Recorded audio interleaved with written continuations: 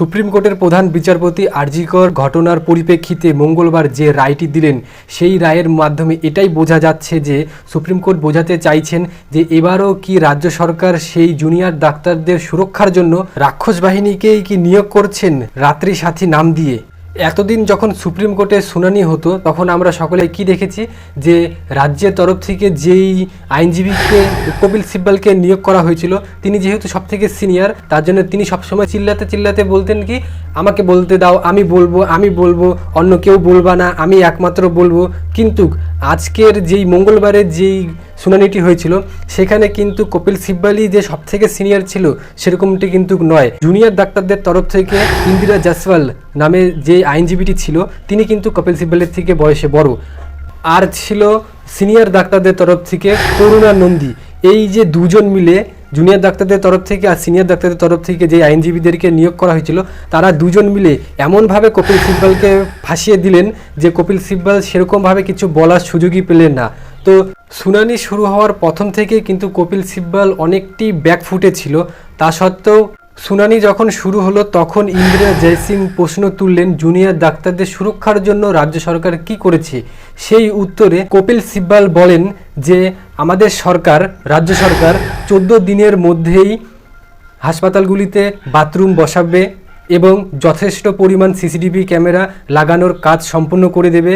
আর রাত্রি সাথী নামে একটি বাহিনী গঠন করা হবে, যেই বাহিনীর যত সদস্য লোক থাকবে তাদেরকে মাত্র 7 দিনের প্রশিক্ষণ দেওয়া হবে। প্রশিক্ষণ দেওয়ার পর তাদেরকে সিকিউরিটির দায়িত্বে রাখা হবে। এই কথা শোনার পর প্রধান বিচারপতি বললেন যে আরজিকর ঘটনায় যে চিকিৎসকের খুন আর ধর্ষণ হয়েছিল সেই খুন আর ধর্ষণে প্রথম যে অভিযুক্তকে ধরা হয়েছিল তিনি কিন্তু কলকাতা পুলিশের একটি সিভিক ভলেন্টিয়ার। এবার সিভিক ভলেন্টিয়ারকে এরকম দায়িত্ব দেওয়া হয়েছিল, তার জন্য কিন্তু সিভিক ভলেন্টিয়ার্সটি এরকম একটি জঘন্য কাজ ঘটালো। এবার তোমরা আবার কি করছো যে এমন একটি রাত্রি সাথী নামে একটি বাহিনী গঠন করছো যেই বাহিনীকে মাত্র তোমরা 7 দিনের মতো প্রশিক্ষণ দিবা, প্রশিক্ষণ দিয়ে ওদেরকে এই জুনিয়র ডাক্তারদের সিকিউরিটির জন্য রাখবা। এবার রাজ্যে রয়েছে 28টি মেডিকেল কলেজ এবং 17টি সরকারের সঙ্গে যুক্ত কলেজ। এবার এই সমস্ত মেডিকেল কলেজগুলিতে 18 থেকে 23 বছর বয়সী তরুণীরা কাজ করে। তাদের সুরক্ষার জন্য এরকম একটি বাহিনীকে তোমরা নিয়োগ করবা যেই বাহিনী মাত্র 7 দিনের প্রশিক্ষণে নিয়োগ হবে। তো এটি কোনো মতে হবে না। তোমাদেরকে যথেষ্ট ভালো পরিমাণের সিকিউরিটি গার্ডকে অ্যারেঞ্জ করতে হবে, যেগুলো পুলিশ হিসাবে স্বীকৃত যে সমস্ত মানুষ রয়েছে বা যে সমস্ত সিকিউরিটি গার্ড রয়েছে তাদেরকে নিয়োগ করতে হবে।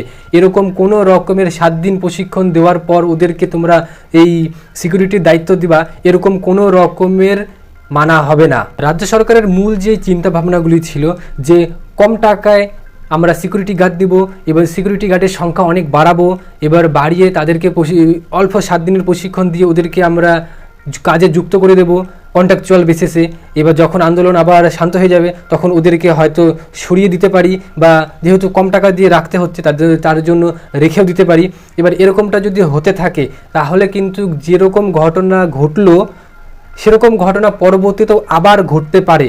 তার জন্য সুপ্রিম কোর্টের প্রধান একটি বক্তব্য যে যত সময় না পর্যন্ত আমাদের জুনিয়র ডাক্তারদের সিকিউরিটির জন্য সঠিক মানুষদেরকে নিয়োগ করা হচ্ছে ততদিন পর্যন্ত তারা এই আন্দোলন যদি করে তো করতে পারে, আর ততদিন পর্যন্ত ওরা কাজে যদি না যুক্ত হয় তাহলে ওদেরকে অত বেশি বাধ্য করা চলবে না। আগে ওদের সিকিউরিটিটা একদম ঠিকঠাক করো, তারপরেই ওরা কাজে যুক্ত হবে। তাছাড়া ওরা কাজে এখন নাও যুক্ত হতে পারে। তো আজকে যে হিয়ারিংটা ছিল ওটিতে এইগুলোই মূল যে কথাগুলো ছিল সেগুলো তুলে ধরেছিল। তো আজকের প্রতিবেদনে এটুকুই।